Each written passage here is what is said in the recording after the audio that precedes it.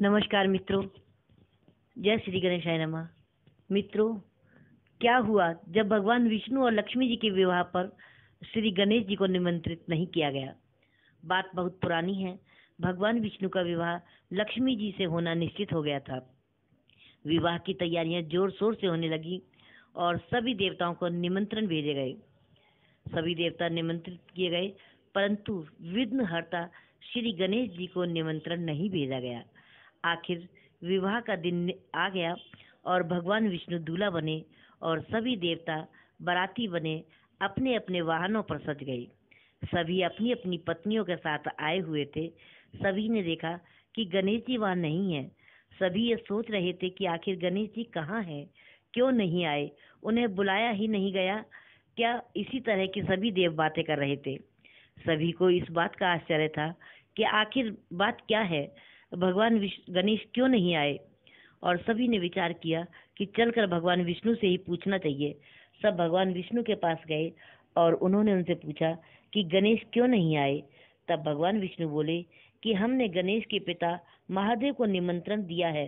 वो आते तो महादेव के साथ अपने माता पिता के साथ आ सकते थे, तो और उन्हें अलग से निमंत्रण नहीं भेजा गया। इसकी कोई आवश्यकता भी नहीं थी शायद। वैसे भी उन्हें बुलाने का मतलब है कि 1.25 मन मूंग, 1.25 मन चावल और 1.25 मन के लड्डू, 1.25 मन घी उन्हें पूरे दिन के भोजन में चाहिए ही चाहिए। यदि गणेश जी नहीं भी आए तो कोई बात नहीं, दूसरे के घर जाकर इतना सारा खाना पीना अच्छी बात नहीं है।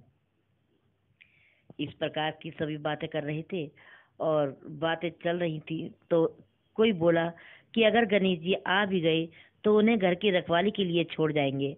आप घर का ध्यान रखना, और क्योंकि आपका वाहन तो चूहा है, आप उस पर बैठकर धीरे धीरे चलोगे और सब बाराती आगे निकल जाएंगे, आप सबसे पीछे रह जाओगे।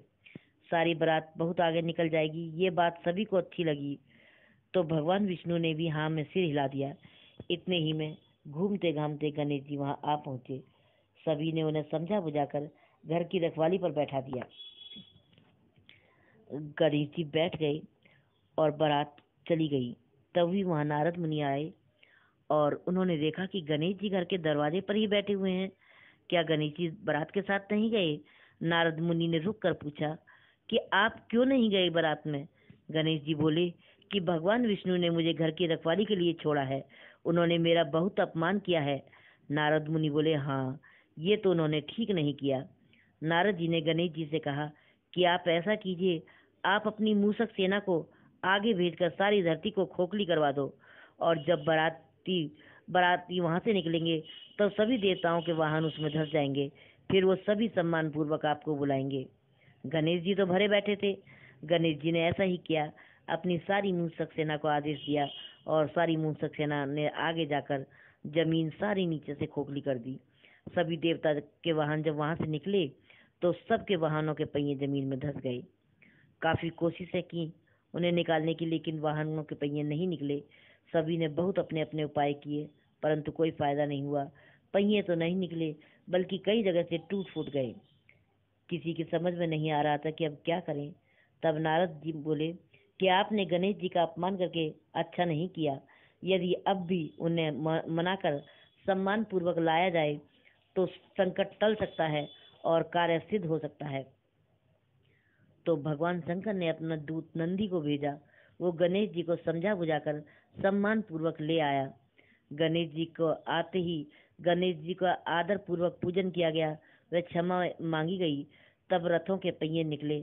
अब रथ के पहिए निकल तो गए, पर वे टूट फूट इतने गए थे कि अब वो कैसे चलें। अब उन्हें कौन ठीक करेगा? तो पास ही में एक गांव था, वहां एक बढ़ई अपना काम कर रहा था। उसे बुलवाया गया और रथों के पहिए ठीक करने का कार्य सौंपा गया।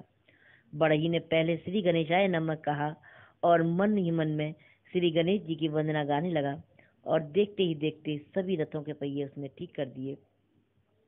तब बढ़ई कहने लगा कि सुनो देवता गणों, तुमने सर्वप्रथम गणेश जी को नहीं मनाया होगा, इसी कारण ये समस्या आई है। हम तो अज्ञानी और तुच्छ हैं, फिर भी हर कार्य से पहले गणेश जी का पूजन करते हैं, उन्हें मनाते हैं और उनका ध्यान करते हैं, और हमारे सभी कार्य सिद्ध होते हैं। आप तो देवतागण हैं, फिर भी आप गणेश को कैसे भूल गए? आप सभी ने गणेश जी को क्यों नहीं मनाया? तो अब सभी देवता लज्जित थे और सभी ने गणेश जी की जय बोली और बारात आगे चल दी और भगवान विष्णु और लक्ष्मी जी का विवाह संपन्न कराकर बारात सकुशल वापस आ गई।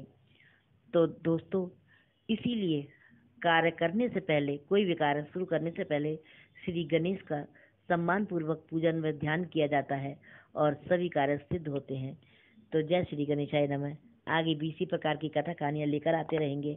बस आप हमारा उत्साह कम न होने दें और हमें लाइक सब्सक्राइब अवश्य करते रहें और कमेंट के माध्यम से हमसे अवश्य जुड़े रहें। जय श्री गणेशाय नमः।